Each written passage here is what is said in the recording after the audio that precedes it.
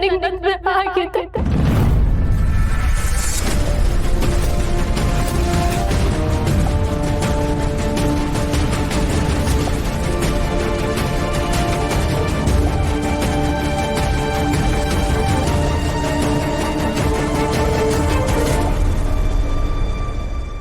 ಆಯ್ತಾ?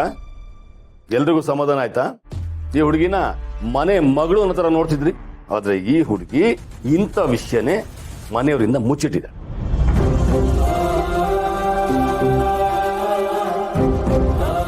ನೋಡಿದ್ರ, ನೀವೆಲ್ಲ ಇವಳಿಗೆ ಸರ್ಪ್ರೈಸ್ ಕೊಡಕ್ ಬಂದ್ರಲ್ಲ, ಈಗ ನೋಡಿ ಇವಳೆ ನಮ್ಗೆ ಶಾಕ್ ಜೊತೆಗೆ ಸರ್ಪ್ರೈಸ್ ಕೊಡ್ತಿದ್ದಾಳೆ.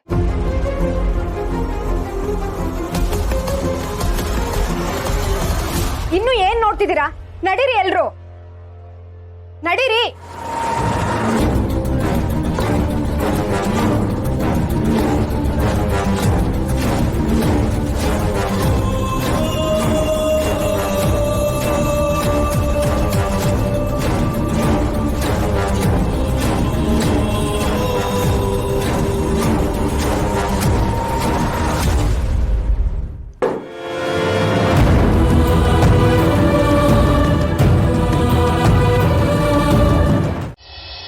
ಏನಯ್ಯ ನಿನ್ ಲೆಕ್ಕಾಚಾರ? ಎಲ್ಲೆಲ್ಲಿ ಏಟೇಟ್ ಖರ್ಚು ಮಾಡ್ತಾ ಹೇಳು. ಕುಬೇರನ್ ಮೊಮ್ಮಗ ಅಲ್ವಾ ನೀನು? ಬೇಡ ಬೇಡ ಅಂದ್ರು ಕಾಯಿಲೆ ಬಿದ್ದಿದ್ದವಳನ್ನ ಕರ್ಕೊಂಡೋಗಿ ಇದ್ಬಟ್ ದುಡ್ಡೆಲ್ಲ ಅವಳ ತಲೆ ಮ್ಯಾಕ್ ತುರ್ದೆ. ನಿನಗೂ ಒಬ್ಳು ಮಗಳವಳೆ, ಅವಳಗ್ ಮದ್ವೆ ಮಾಡ್ಬೇಕು ಅನ್ನೋ ಗೆಪ್ತಿ ಐತೋ ಇಲ್ವೋ? ನೀನ್ ಕಟ್ಕೊಂಡ್ತಿಯಕ್ಕೆ ಮನೆ ಮಠ ಎಲ್ಲ ಮಾರ್ಬಿಟ್ಟು ಊರ್ ಬಿಟ್ಟು ಹೊಂಟೋಗ್ಬಿಡ್ಬೇಕು ನಾನು. ಆಟಯ್ಯ ಏನೇ ಹಂಗ್ ಮಾತಾಡ್ತೀಯ? ಶಾಂತಲಾ ಬೇಗ ಹುಷಾರಾಗ್ತಾಳೆ. ಇವತ್ತು ದುಡ್ಡು ಹೋಗತ್ತೆ, ನಾಳೆ ಬರುತ್ತೆ, ಆದ್ರೆ ಪ್ರಾಣ ಪಿರಾಣೆ ಜೇಬಲ್ ಮಡ್ಕೊಂಡಿರ್ತೀಯ? ಪಿರಾಣನು ಆಟಯ್ಯ ಇವತ್ತಿರ್ತದೆ, ನಾಳೆ ಹೋಯ್ತದೆ. ನಾಳೆ ಹೋಗೋ ಪ್ರಾಣಕ್ಕೆ ಇದೆಲ್ಲ ದುಡ್ಡು ಖರ್ಚು ಮಾಡ್ಬೇಕಾ? ಖರ್ಚು ಮಾಡ್ತೆ ಸರಿ. ಅವಳನ್ನ ಆ ಸಿಟಿನಾಗೆ ಬಿಟ್ಟು ಬರ್ದೆ ಇಲ್ಲಿ ಯಾಕೆ ಕರ್ಕ ಬಂದೆ? ಅವಳ ಮಗಳು ಅಲ್ಲೇ ಇರ್ಲಿಲ್ವಾ? ಅವಳು ತಾನೇ ಬಿಟ್ಟು ಬರ್ಬೇಕಿತ್ತಾನೆ. ನೋಡೆ ಕಮಲಾ, ಇದು ನನ್ನ ತಂಗಿ ತೋರ್ ಮನೆ. ಅವಳಿಗೆ ಈ ಮನೆ ಮೇಲೆ ಎಲ್ಲ ಹಕ್ಕು ಇದೆ. ನೀನ್ ಹೇಳ್ತೀಯ ಅಂತ ಅವಳನ್ನ ಅಲ್ಲೇ ಬಿಟ್ಟು ಬರಕಾಗತ್ತಾ? ಆಯ್ತು ಕಣಪ್ಪ, ಆಯ್ತು. ನನ್ನ ಬಿಟ್ಬಿಡು, ನನ್ನೇ ಬಿಟ್ಬಿಡು. ನಿನ್ನ ಕೈಯಾಗ ತಾಳಿ ಕಟ್ಸ್ಕೊಂಡ್ತಿಯಪ್ಗೆ ನಾನಿಲ್ಲಿ ನರ್ಕ ಅನ್ಭವಿಸ್ತಾ ಇದ್ದೀನಿ. ಅವಳು ತಾಳಿನೇ ಕಟ್ಕೊಂಡು ಬಸ್ಸಾಗ್ ಬಂದವಳು ಸ್ವರ್ಗ ಸುಖ ಅನುಭವಿಸ್ತಾವಳೆ. ಕಮಲಾ, ಇನ್ ಒಂದೇ ಒಂದು ಮಾತಾಡಿದ್ರೆ ಸರಿ ಇರಲ್ಲ. ಏನು ಏನು ಮಾಡ್ತೀಯಾ? ಏನ್ ಮಾಡ್ತೀಯ ಹೇಳು? ಅದ್ಕೆ ನೋಡ್ರು, ಈ ಹಳ್ಳಿ ಎಲ್ಲ ಹಾಳಾಗೋಯ್ತು ಇವ್ರಿಂದಾನೆ. ಏನಾಯ್ತು ಗೋವಿಂದಣ್ಣ, ಯಾಕೆ ಹಿಂಗ್ ಮಾತಾಡ್ತಿದ್ಯಾ? ಏನಾಯ್ತಾ? ಕಾಯಿಲೆ ಅನ್ನೋ ಮಾರಿನ ಮನೆ ಗಂಡ ಹೇಳ್ಕೊಂಡ್ ಬಂದಿದ್ಯಾ? ಈ ಹಳ್ಳಿಗೆ ಅಟ್ಕಾಯಿಸ್ಕಳ್ದೆ ಇರ್ತದ? ಟಿಬಿ ಕಾಯಿಲೆ ಗಾಳಿಯಲ್ಲಿ ಒಬ್ರಿಂದ ಒಬ್ರಿಗೆ ಅಂಟ್ಕೊಂತದೆ. ನನ್ಗೇನ್ ಗೊತ್ತಿಲ್ಲ ಅನ್ಕೊಂಡ್ಬಿಟ್ಟ, ಅದಕ್ಕೆ ಹೆಲ್ಮೆಟ್ ಹಾಕೊಂಡ್ ಬಂದಿದ್ದೀನಿ. ಸಿಕ್ಕಿದ್ರೆ ಮಕ್ಕಳೇ ಉಳ್ಕೊಂಡ್ಬಿಡ್ಬೇಕು. ಏ ಗೋವಿಂದಣ್ಣ, ಏನ್ ಮಾತು ಅಂತ ಮಾತಾಡ್ತಿದ್ಯಾ ನೀನು? ಇರೋದನ್ನೇ ಹೇಳ್ತಾ ಇದ್ದೀನಿ. ಈ ಶಾಂತಲಂಗ್ ಬಂದಿರೋದು ಯಾವ ಕಾಯಿಲೆ ಅನ್ಕೊಂಡಿದ್ಯಾ? ಟಿಬಿ ಕಾಯಿಲೆ. ಮಂಡಲ್ದಾವು ಉಸಿರು ಬಿಟ್ರೆ ಮೈಯೇ ಕೊಳ್ತೋಯ್ತದಂತೆ. ಹಂಗೆ ಟಿಬಿ ಕಾಯಿಲೆ ಬಂದಿರೋರು ಮಂಡಲ್ದಾವ್ ಇದ್ದಂಗೆ. ಏನ್ ಮಾತು ಅಂತ ಆಡ್ತೀಯ ಗೋವಿಂದಣ್ಣ?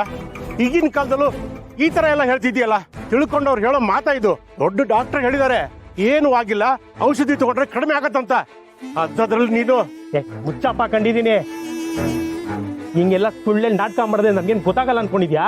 ನೀನು ನಿನ್ ತಂಗಿ ಮನೆ ಆಗಿದ್ರೆ ಮನೆಗ್ ಮಾತ್ರ ಅಲ್ಲ, ಇಡೀ ಊರಿಗೆ ಕಾಯಿಲೆ ಬರ್ತದೆ.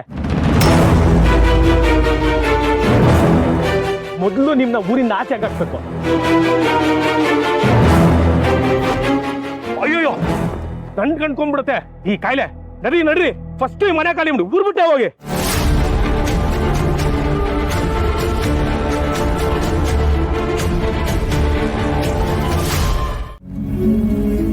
ಲಡ್ಡು, ನೋಡಿದ್ದು ಸುಳ್ಳಾಗಿರ್ಬಹುದು, ಕೇಳಿದ್ದು ಸುಳ್ಳಾಗಿರಬಹುದು. ಆದರೆ ಕೂತು ಯೋಚನೆ ಮಾಡಿದಾಗ ಸತ್ಯ ಏನು ಅನ್ನೋದು ಗೊತ್ತಾಗತ್ತೆ. ಇಂಥ ದೊಡ್ಡ ಸುಳ್ಳು ಹೇಳಬೇಕಾದ್ರೆ ಅದಕ್ಕೆ ದೊಡ್ಡ ಕಾರಣನೇ ಇರಬೇಕು. ಹೇಳು ಲಡ್ಡು, ಸತ್ಯ ಏನು ಅನ್ನೋದನ್ನ ಹೇಳು. ನಿನ್ನ ಬಾಯಿಂದ ಸತ್ಯ ಕೇಳೋದಕ್ಕೆ ನಾನು ಕಾಯ್ತಾ ಇದ್ದೀನಿ ಲಡ್ಡು, ಕಾಯ್ತಾ ಇದ್ದೀನಿ. ಹೇಳು ಲಡ್ಡು, ಸತ್ಯ ಏನು ಅಂತ ಹೇಳು.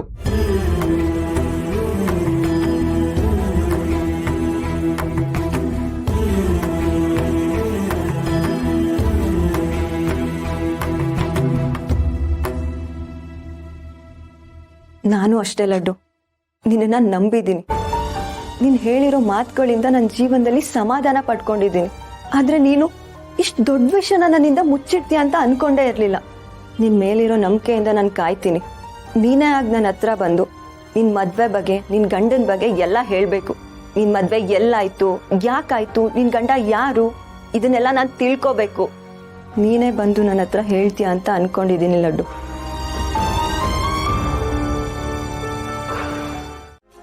ಅಂದ್ರೆ ನಿನಗೆ ತಾಳಿ ಕಟ್ಟರೋ ಗಂಡ ಯಾರು?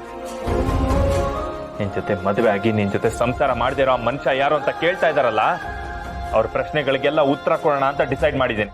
ಅಯ್ಯೋ ದಯವಿಟ್ಟು ಹಾಗೆಲ್ಲ ಹೇಳ್ಬೇಡಿ. ಏನಾದ್ರೂ ವಿಷಯ ಹೇಳ್ಬಿಟ್ರೆ ಮನೆಯವ್ರಿಗೆಲ್ಲ ತುಂಬಾ ನೋವಾಗುತ್ತೆ. ಹಾಗಂತ ಮನೆಯವರೆಲ್ಲರೂ ನಿನ್ ಬಗ್ಗೆ ತಪ್ಪಾಗಿ ಮಾತಾಡ್ತಿದ್ರೆ ಅದನ್ನ ಕೇಳಿಸ್ಕೊಂಡು ಸುಮ್ಮನಿರ್ಬೇಕು ಅಂತೀಯಾ? ಪರವಾಗಿಲ್ಲ, ಮನೆಯವರೆಲ್ಲ ನನ್ನ ಬಗ್ಗೆ ಎಷ್ಟೇ ತಪ್ಪಾಗಿ ಮಾತಾಡಿದ್ರು ಪರವಾಗಿಲ್ಲ. ಆದ್ರೆ ನಿಮ್ ಬಗ್ಗೆ ಯಾರು ತಪ್ಪು ತಿಳ್ಕೊಬಾರ್ದು. ಈ ಸತ್ಯ ಗೊತ್ತಾದ್ರೆ ಅನ್ನೋರ್ ಮನ್ಸಿಗೆ ಎಷ್ಟು ನೋವಾಗುತ್ತೆ. ಅಜ್ಜಿ ತಾತ ಎಷ್ಟು ನೋಡ್ಕೋತಾರೆ. ಪಾಪ ಅನ್ನೋರು ನಿಮ್ ಮೇಲೆ ಜೀವನ ಇಟ್ಕೊಂಡಿದ್ದಾರೆ. ಅಕಸ್ಮಾತ್ ನೀವೇ ನನ್ ಕುತ್ತಿಗೆ ತಾಳಿ ಕಟ್ಟಿದ್ದು ಅಂತ ಅವ್ರಿಗೆ ಗೊತ್ತಾದ್ರೆ ಜೀವನ ಪರ್ಯಂತ ಕೊರಗ್ಬಿಡ್ತಾರೆ. ಪಾಪ ಗೊತ್ತಾಗ್ಬಾರ್ದು. ಈ ವಿಷಯ ಮನೆಯವ್ರಿಗೆ ಯಾವುದೇ ಕಾರಣಕ್ಕೂ ಗೊತ್ತಾಗ್ಬಾರ್ದು.